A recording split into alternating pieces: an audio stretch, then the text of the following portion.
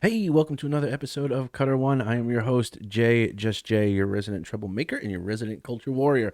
I hope you are all doing awesome on this Monday. Um, all right, let's just get right into it. I came across this article. Um, it's a little bit old. It's like two weeks, 2 or 3 weeks old. I'm just coming across it now. And well, it's by all of our favorite um, journalist Alice Rose Dodds of Game Rant. And in this one, I'm going to try to withhold any commentary from me. And what I would like is when I go through this article, in the comments section, you guys either highlight where Miss Dodds is wrong or is misinterpreting something. I'm going to try not to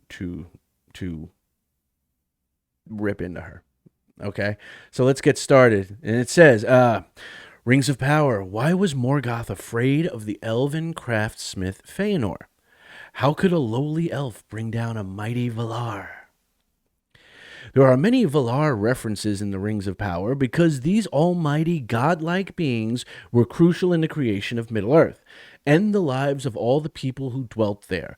The Valar were Eru Ilúvatar's earliest creations, and among them was Morgoth, the villain who went against the pure designs of the Creator and decided to forge his own path of greed and suffering.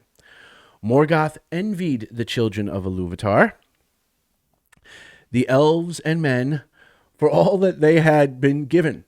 So he joined forces with the Maiar Sauron in order to lay waste to their lands.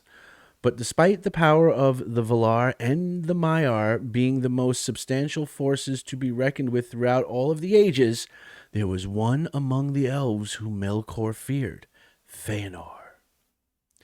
Feanor is portrayed in the Rings of Power as the master creator, the elven smith who was able to forge the most breathtaking designs of the universe, unrivaled by any who lived after him.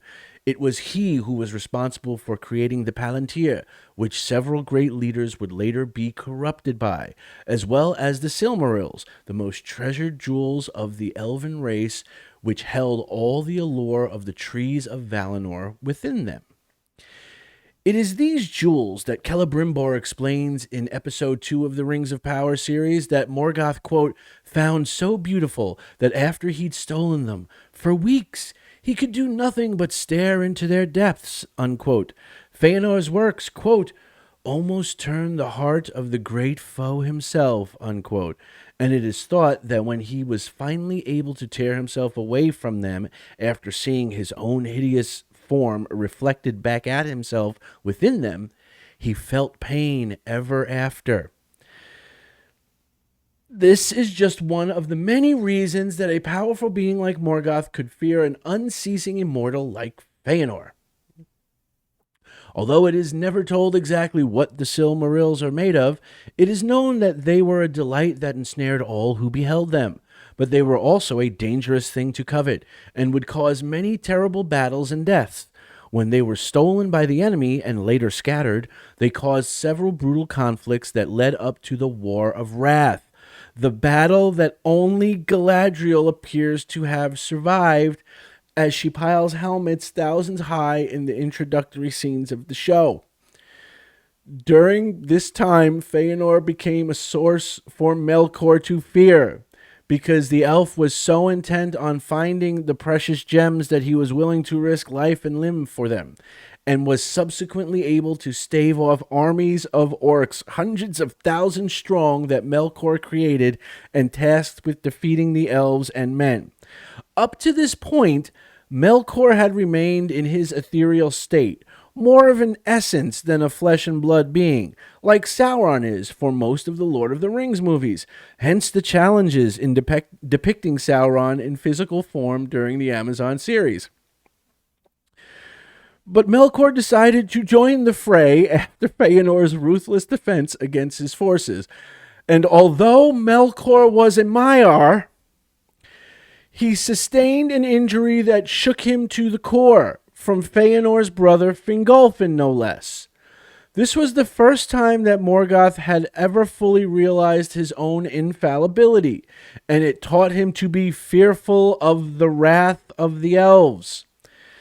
This also linked to a warning that he had heard in his heart long ago, when the Valar first raised their voices in song and he chose to deviate from the music of Ilúvatar's creation.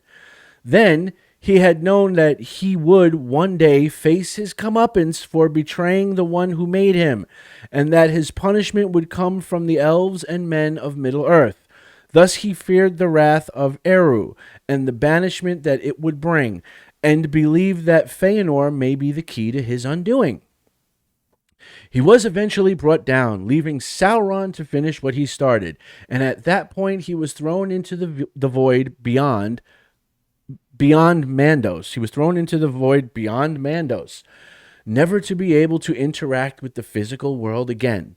Every evil villain has their Achilles heel, the blind spot to their seemingly impervious plans. For Saruman, the White, it was revealing his plan to Gandalf too early in a bid to manipulate the Grey Wizard into joining him. For Sauron, it was not being able to fathom or anticipate that anyone could possibly want to destroy his ultimate weapon in the fires of Mount Doom, at which point he regretted forging the One Ring. And for Melkor, it was believing that he was above the other creations of the world, which led him to grossly underestimate the forces of elves and men who have something worth fighting for. Okay.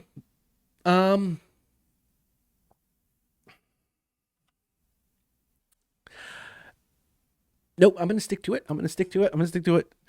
You guys. I'm cry havoc and let slip the dogs of war. I shall let you educated, beautiful badasses that you are, who know Tolkien and know the lore, in the comments section below, you guys respond to that article. Really, a Maiar? Morgoth was a Maiar? I'm sorry. You guys respond to the article below. I want to see what you guys have to say. You guys know where I'm going with this. But what do you guys have to say? I'm going to reserve judgment on this one. I want you guys. I want you guys to have at it, if you will, because I think it needs to be have added. So yeah, let me know what you think of Miss Dodd's article on why Morgoth was afraid of Feanor. I'm looking forward to it, to say the least. Okay? I got nothing. I got nothing. All right, guys. If you like the video, give the video a like. If you feel like sharing the video, by all means, feel free to do so. If you have not subscribed yet, I would hope that you would consider subscribing. We like to have a lot of fun. We like to talk Tolkien, and it's all good, lighthearted stuff, and we pour over this stuff because we enjoy it. Okay, and we're fans of it. And so I would hope that if you find what we're doing here interesting, if you look at some of the other videos I've put out, maybe you'll consider subscribing. For those of you who have subscribed and are returning, thank you so much. You guys are beautiful badasses. And I will see you on the next one. God, I can't wait to see your comments on this, guys. I really, I'm looking forward to it.